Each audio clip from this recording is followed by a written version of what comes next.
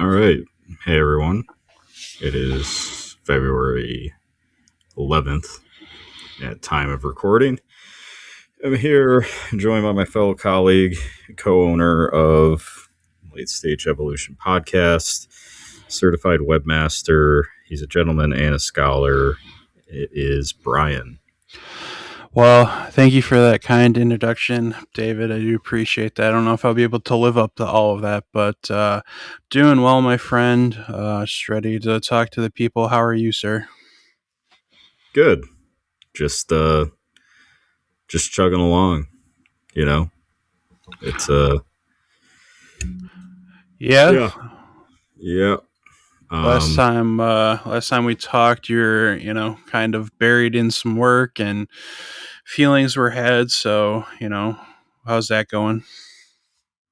Yeah, I think it's just I named the session here 360, but I was thinking of like waxing and waning type.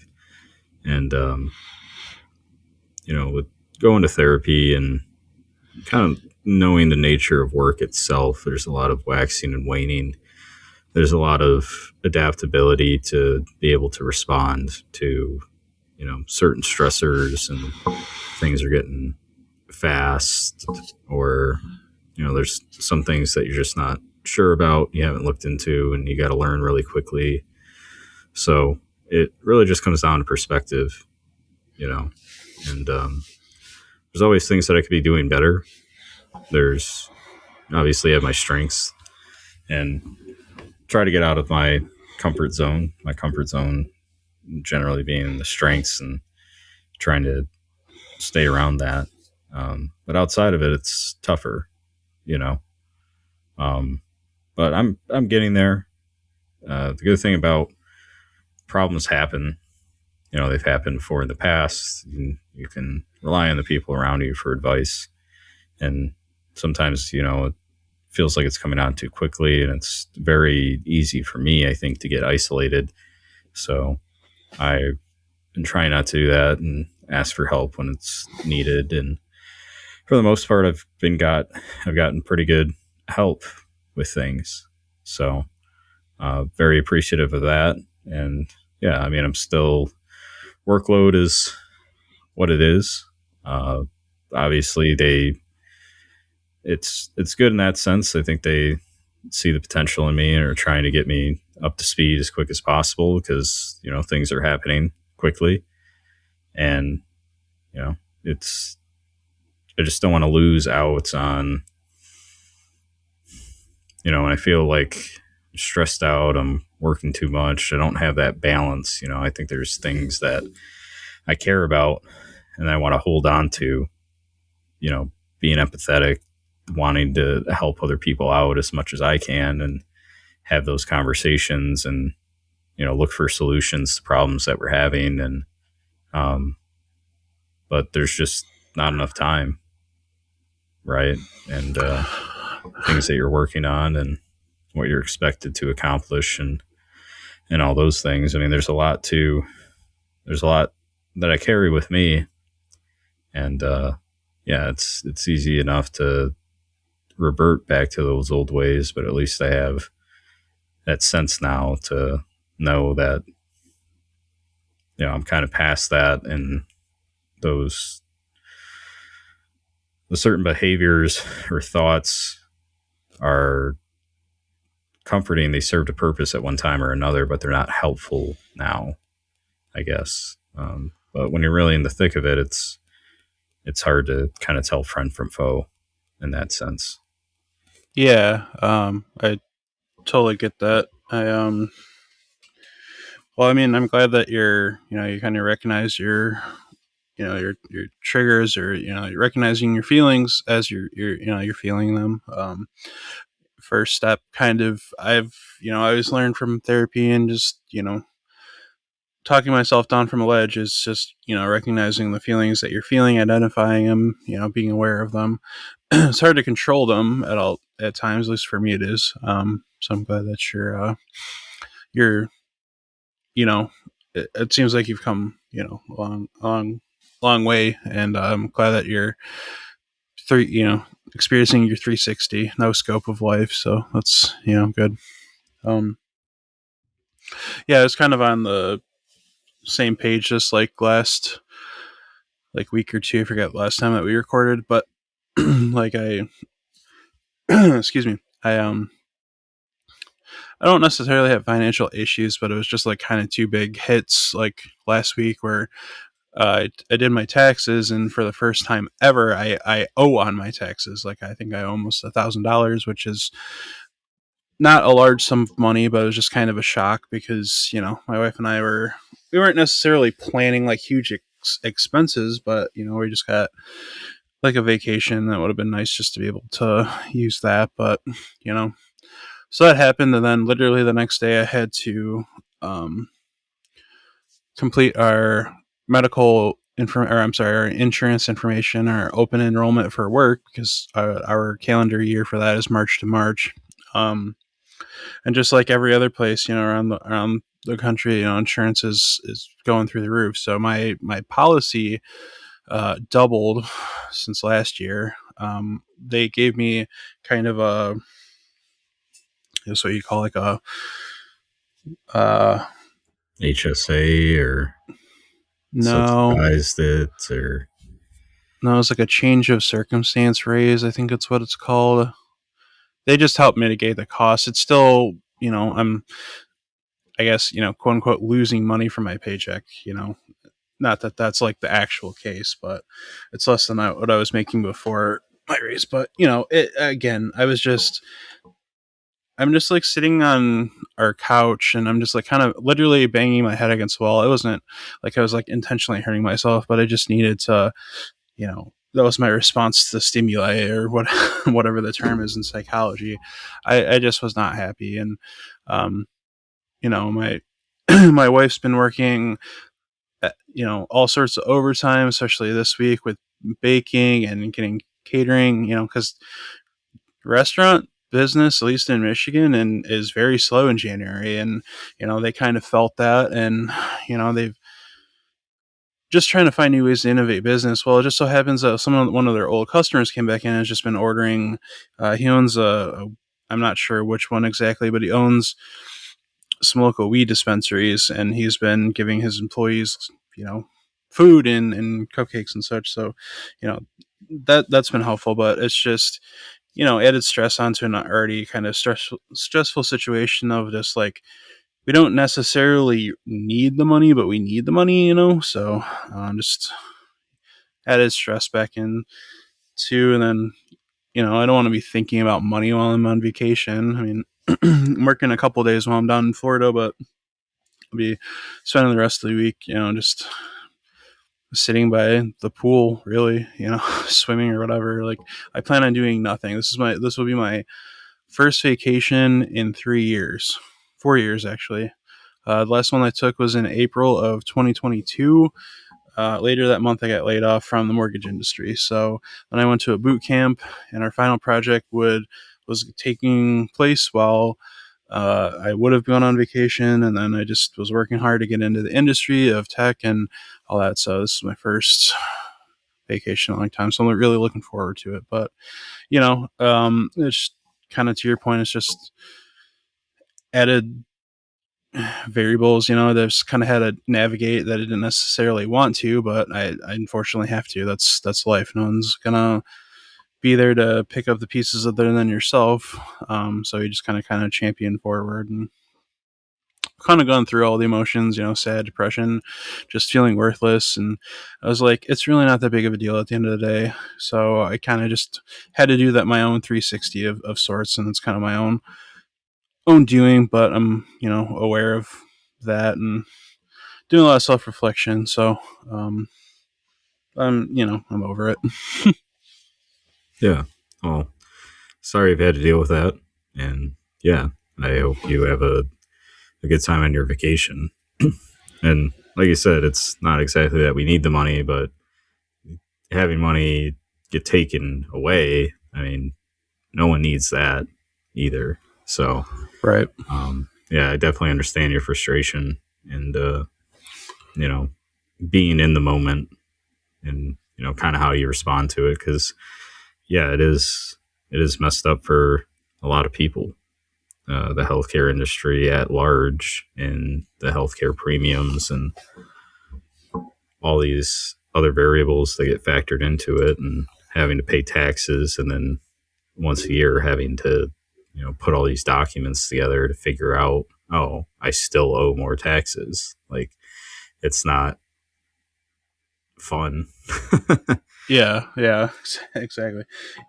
And I know that like my how I take money out of my paycheck is because I'm claiming dependent, so I wasn't again we weren't I wasn't expecting like a large return anyway, but um, you know this big beautiful tax bill that they passed was supposed to be increased average family household of return to by $1,000 to $2,000.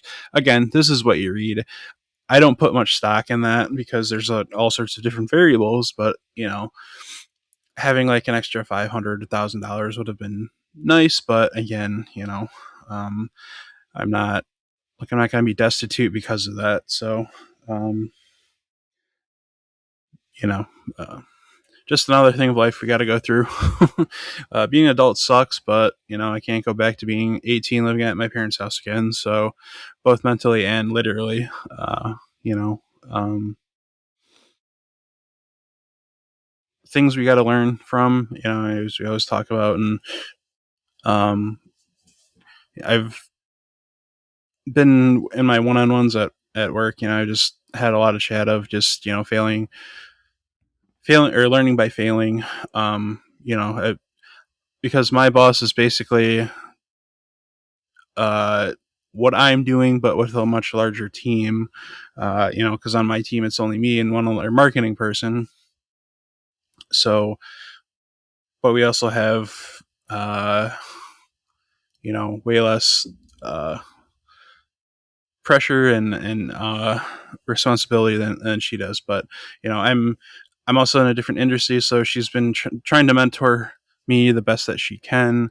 But a lot of the theme of my one-on-ones lately has been learning by failing. Unfortunately, we go through it, and I think that has just kind of been my maybe theme of my life recently. Just kind of, all right, well, now we know what to look for and what to kind of expect. So um, it's again sucks, and it is what it is. But we just can't emphasize enough that it's really beyond our control. We just got to do the best, make the best of what we got. Yeah, I think having having the ability to be proactive and not really planning for something, like, stuff's going to pop up all the time, right? Yeah, But in the moment, or if it's days, if it's weeks, I feel like I just don't want to lose those parts of myself that I've worked so hard on. um and it's the same with learning by failing. It's the best way to do it, but it doesn't mean that it's not taxing. I mean, exercise is one of the best ways to stay healthy, but it is taxing.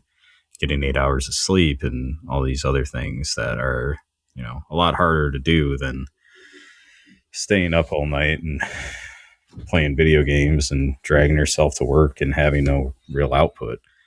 I mean, maybe that happens every once in a while, but we know, I guess, being an adult, you learn that the bad decisions, the bad investments that you make in yourself add up over time. And so, at one point, someone's going to come to collect, whether it be your health, your financial situation, or just not being prepared for the inevitable stuff that's going to happen. And yeah, I mean, I'm kind of in the same boat, learning by failing, or there's a lot of experimentation when it comes to trying to provide like novel concepts and novel solutions to common problems that people have had that they might not have had enough time to look at, or trying to think about things differently. And so it is one of the tougher things to have to deal with. And yeah, being an adult sucks. So I still play video games and watch cartoons and Yeah, yeah. don't want to. That's another part of myself. When you step back and realize, like, yeah, uh, I have the ability to get any video game that I want now. Maybe there is some balance to be had because For sure. I find myself looking at the Steam store more than playing video games sometimes. I'm like, what am I doing? I have, probably 30 games I haven't played before, but it's one of the things that I thought about before too is like, yeah, I mean, being an adult sucks, but I still have that part of me that's a kid. And because I do have that part of me, I think it plays into, the curiosity that I have about stuff. It plays into, my creativity and trying to fix problems that other people think are small. But that investing in the time and everything, it just kind of leads you to a bigger picture, fixing a bigger problem. And yeah, I mean, there's always a lot to manage, a lot to balance, and those things. But like getting to the, I feel like that gratitude aspect too of like, oh, things aren't great right now, but maybe I didn't appreciate when they were, because it's just kind of that reality check too when something happens and you're just kind of in that moment, you can't do anything about it, and it's very frustrating. It's like, well, one, things have been good for so long, and this will pass. We'll get over it, and I totally get where you're coming from. I mean, sometimes just in the moment, it's hard to break yourself out. Yeah, it's just, it's like a rough 24 hours at that point, and I only had a couple of days to finish my insurance enrollment, and my HR person that texted me, she's like, "Hey, I saw you got in, but like, do you have any questions?" I literally just had said, Yeah, what the fuck? yeah, well, in a way, yeah. I was like, yeah, I'm trying to figure out if I can afford this. And she's like, she did like the typical HR thing. She's like, well, with your recent raise, you should be able to now. And after that, I just like let it go. I was like, I like went on like, I know it's not called Obamacare, but healthcare.gov, just, to see what prices would be like if we qualified for anything. Spoiler alert, even though I make our family combined, at least on paper, makes less than $100,000 a year combined. Um, we didn't qualify for anything, so like it would have been like $600 a month for like whatever the bronze, which is like the lowest. So a $10,000 deductible, and all this other things that weren't conducive. So I just stuck to the plan and our that at work, and just gotta suck it up. So um, again, it is what it is. Um, but yeah, but kind of back to I mean, I did escape myself into video games. Like I was been playing. Finally started playing Baldur's Gate 3 regularly. I know it's only been like 3 or 4 years now since it's come out, but it's just like the kind of time and dedication that I just haven't put into that. So, uh, you know, I did read, and this has had to been 15 years ago. Like the average gamer, I think, is like in their 40s now. It's like 41 or something. I just looked it up, and it still seems to be true. So I think like video games are kind of just becoming, or have become, an escape for a lot of people. I mean, look at Grandpa. I don't know if you're familiar, but there's a Battlefield player named Grandpa Gaming. Like he was a scout sniper in Vietnam, and he uses his knowledge to snipe other people in the game. And he's in his 70s now, I think. So it just kind of has become that, especially in like the last 10 years with like Twitch streaming and all that's kind of part of the escape. But yeah, we all kind of need that, whether it's working out or gaming or reading a book. Even you just kind of need like an escape from whatever is in our life, for even if it's for a few minutes to a couple hours, just to kind of transition I equate it, but I don't equate it to like, coming home from serving in the military, right? There's always going to be that transitional period. Obviously, nowhere near as like drastic of a thing, but like as we come home from work, and this is what my um, therapist had told me, like, find your thing and don't make it like some sort of addiction, but like tell your wife like, hey, I need like an hour to kind of like turn off from work, de-stress, decompress, and switch off. Like you go and, take her place with your son, because my son's not going anywhere, he's always going to be there and he's always going to be take care of. So, you know, communication, whether it's with your partner or yourself, that's what's about, you gotta find a way to just transition from your employment, if it's or school, and just like be ready to transition to home, because it's two separate things, and those things can't penetrate your walls. So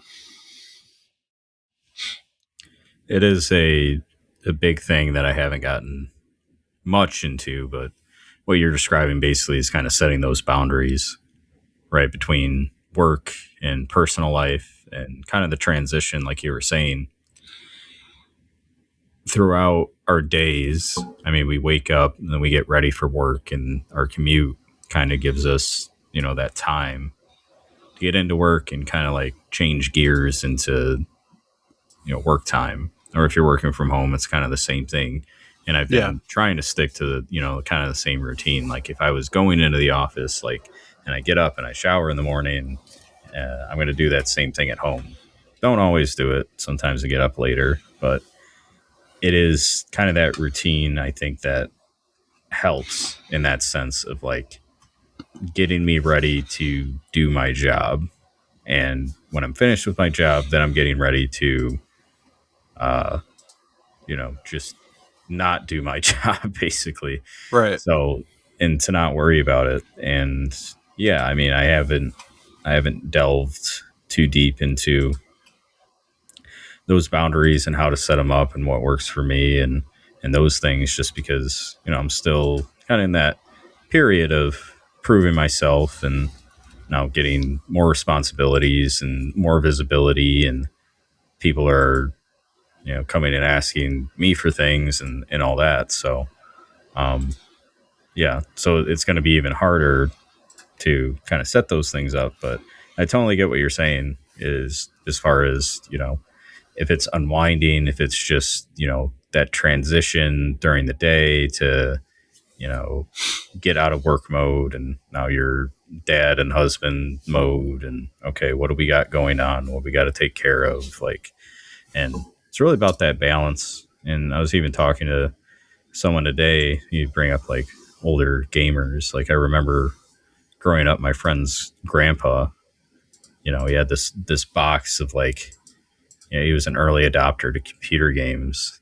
And mm, I really, it's a memory that's stuck with me for a while, because it's just like, you don't see the boxes of the CD-ROMs that you had to install, you had four different of them that you had to install to your computer, and you had the guides, and you yeah, had all this, because that was marketing, like store at stores, the artwork on the boxes to get the games. That was like a big advertising piece of it, and the how well your manuals were written, and all that. So like Baldur's Gate 3, I was talking to someone today where I went into the Fallout lore, and Fallout 1 came out, and the developers were going to lose.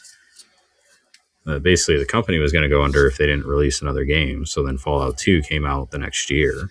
So like a team of people that banded together to release Fallout 2, and it's considered one of the greatest RPGs of all time.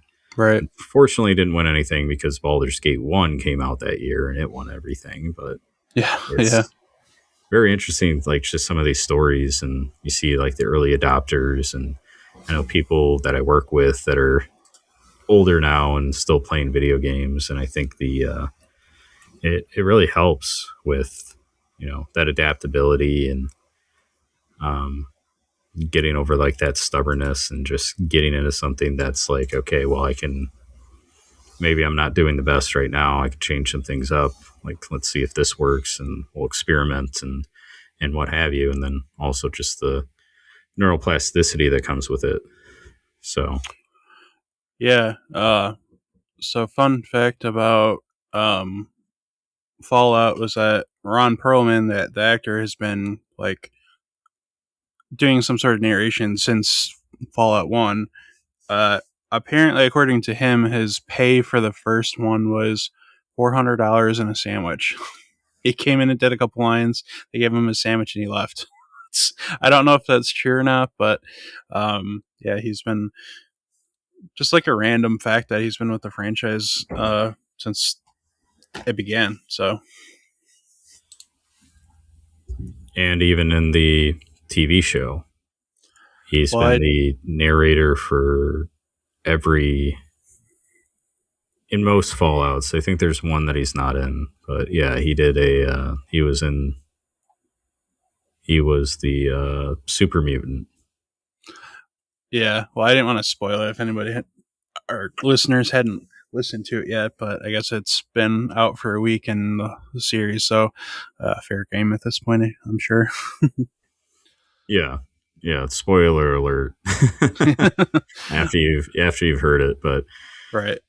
Yeah, don't listen to this episode until you watch Fallout. That's season 2.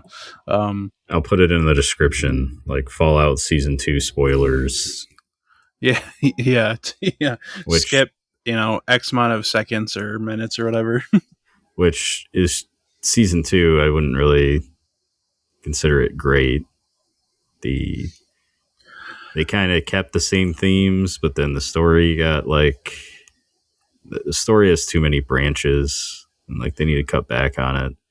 There's like Yeah, too much that's good, and then there's a lot that's just like, I don't care about this anymore.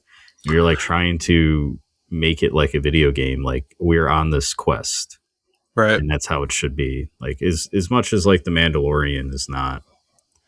The Mandalorian is basically a video game. Like they're just on a quest, they need to do something, and the people around are like, well, if you do this for us, then we'll help you with that, and then that's like literally every episode. Yeah, oh yeah, for sure. Um, yeah, I mean, I liked overall season 2, but it just had weird pacing. Like, not necessarily like every episode felt fluid to me, but I guess just like the overall story, like none of the big reveals or anything, like nothing was wrapped up until the last 2 episodes. Like that just felt like it kind of just felt like a poorly written movie or a poorly cut movie where it's like, oh yeah, I guess we do have to wrap this up at some point, and they just like, oh, and last 2 episodes. Didn't like that, and my wife doesn't. Obviously, she didn't play the video games, so she doesn't really know the lore. So I've had to over explain things, so she kind of lost interest. She's still gonna watch it going forward, but it was just like, this season's rough. She's like, I don't understand this, and I don't understand that. I'm like, yeah, they didn't.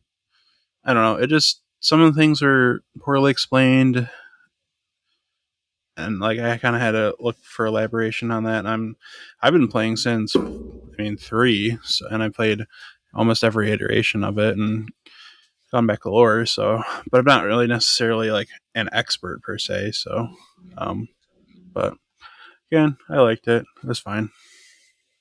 Yeah, I've been watching A Night of the Seven Kingdoms. It's been very good. Is episode 5 out? Because I'm. No, I don't think it's out until Sunday. Unfortunately, they released the episode 4 early because of the Super Bowl. Oh, okay. Yeah, I'm. I was kind of skeptical of it at first, like the first like 30 seconds, and then that one thing happens, and I'm like, all right, I'm I'm hooked. This is I like this is different.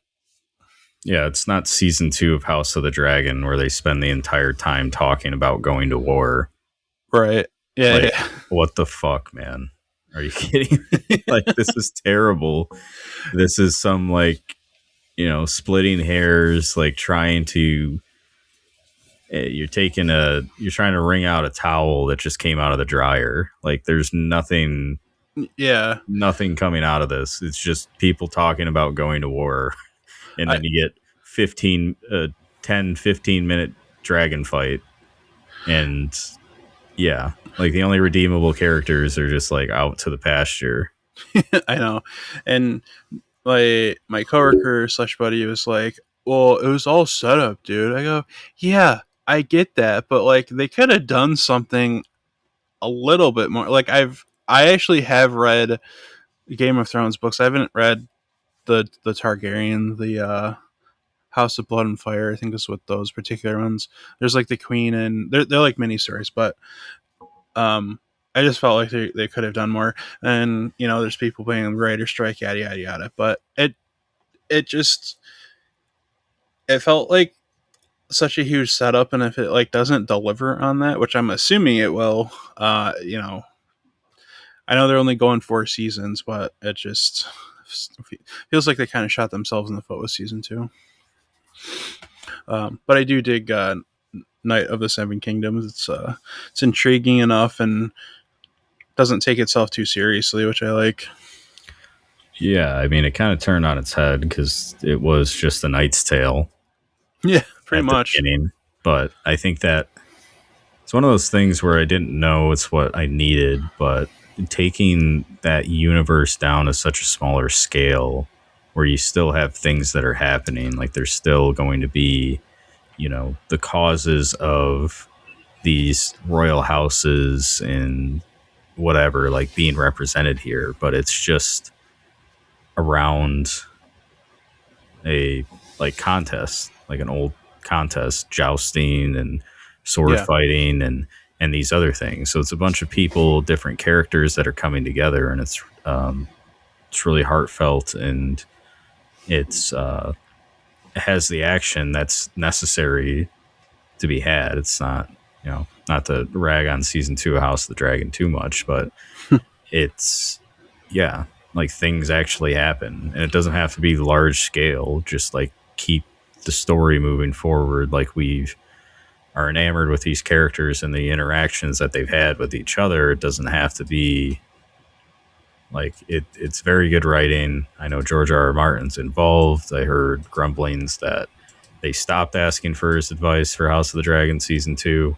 Not to give George R. R. Martin much credit because I think he has his own faults, but um, he knows how to write a story. And now hearing about Baldur's Gate's going to be adapted by HBO, and they're not consulting with Larian Studios at all. There's, I want to say, some other adaptation that's coming. Like, uh, it's go ahead. yeah. God of War is the other big one that I can think. Oh, and Warhammer is getting adapted too with Henry Cavill. Oh, is that actually going through? As far as I'm aware, yeah. It just got, I don't necessarily greenlit, but I know that he's going to be the star of it. I don't know enough about Warhammer to dive into that, but um, yeah, that did. I do believe that did get greenlit. But it's Um, just when they, you get into the nitty gritty of things. It's like it's just so simple. It's so simple. And Fallout had it down for season 1. I mean, season 2 it had its own faults and whatnot, and still overall good. We went and seen Send Help, the new Sam Raimi film with Dylan O'Brien and Rachel McAdams. It oh yeah, had its faults, but it was Sam Raimi. It was thriller comedy. Like it was scary when it was supposed to be scary. It was a lot funnier than it should have been, but like there's, yeah, I think you're always going to have that, but it comes back to it. It's like it's an adaptation of something. Like you're not going to be able to appease everyone, but ostracizing like a certain piece of the fandom, whether they're fans of the video games or just fans of, speaking of God of War, just mythology, or a fan of you know Dungeons and Dragons or something for Baldur's Gate. Like yeah, right. trying to find that balance is sometimes hard. Last of Us season 1 did it to a T perfectly. And again, season 2 was adequate. Yeah, and now it sounds like with that show specifically, it sounds like because Neil Druckmann dropped out as the executive producer. I mean, he just dropped off the show, so it sounds like season 3 is going to be the last one, is the rumor. But um, yeah, I'm not sure with that one. But yeah, I mean, I like shows like the first season of Fallout, Night of the Seven Kingdoms. It kind of reminds me of like when Netflix came out with the Marvel shows like Daredevil and Jessica Jones, because like you had this giant universe, with over the top action, CGI, huge ensemble cast. But like me personally, what I really enjoy is like the like nitty gritty street level shows or movies like that. So that's why I really appreciated like Daredevil, The Punisher, Luke Cage to an extent. Didn't particularly care for Iron Fist, but because I think that actor was a terrible casting. Um, but that's neither here nor there. But yeah, like when you take like the universe and just kind of have like like that, and to like the Mandalorian extent, it kind of just like went back to like the roots of why Star Wars or Marvel are can be good because they have such expansive universes, but you also kind of tell like these intimate, almost gritty stories that people can really relate to, like you know. Um, so Yeah, I mean, like Guardians of the Galaxy. yeah, It's exactly. you have to have this. You have to bring it to the screen. You have to have these visionaries that can take one of the afterthoughts of Marvel for a long time and bring it to life. And to what you're explaining is kind of like what I look for, not what I look for in books, but I also enjoy what they call like urban sci-fi. Like it takes place in Chicago, everything's the same, but there's like one aspect that's different, and it's like this one person is kind of thrown into it, Hmm. and that's Dark Matter by Blake Crouch. But most of his books are kind of revolved around that and this like urban sci-fi s thing. Like the whole world around is still the same, functions the same, but there's a few aspects that are different. And yeah, I agree with you. Like just shrinking down the universe, like the Mandalorian to an extent. It's like he's the Mandalorian and God Grogu. What a terrible name, but Right. is they're just doing like quests and visiting the different planets around Star Wars, and you get to see the different creatures and everything else. Maybe sometimes you get those cameos like Sakatano or um, Boba Fett. By God, Boba Fett was terrible, awful, but it's just so easy, and it's very hard to understand like where they go wrong with shows like Halo, with Boba Fett, and some of these other things. Well, those two adaptations specifically is they took off the helmet Yeah, and they talk too much, but that's neither here nor there. Like, cause like Boba Fett's whole lore, or what made him a fan favorite was because he was like, the mysterious assassin or I guess bounty hunter in this case, where didn't say much, you didn't really know what he looked like, didn't know his lore, like he was a mysterious character, and that's what made him so popular over the years. And you find out that without getting into the argument of what a specific a Mandalorian is. He is that, and then you find out more about more about that, and then so he's still really interesting. And then obviously with the prequels, you find out that he's a clone of his dad. Again, that was more interesting. But then like the minute he became like this bald talking dude, like it was just not interesting. And then yeah, they like Mystique try was gone. yeah, then they tried to like make him into a warlord, and I don't know. It was just a mess. Right. Anyways, not to get too off topic, Sure, yeah. but I guess the general theme of this session, um, kind of what I wanted to talk about is, yeah, I in difficult times not to lose the things about you that are difficult to hold on to, right? With Yeah. Yeah. imagine a castaway, I'm out at sea and I've lost Wilson, the volleyball that I've painted and has been my companion. And sometimes that's my empathy or some of the good habits that are a lot easier to break than some of the bad habits that are a lot easier to get back into. So, it sounds like you've dealt with some of the similar things, and I think a lot of people are dealing with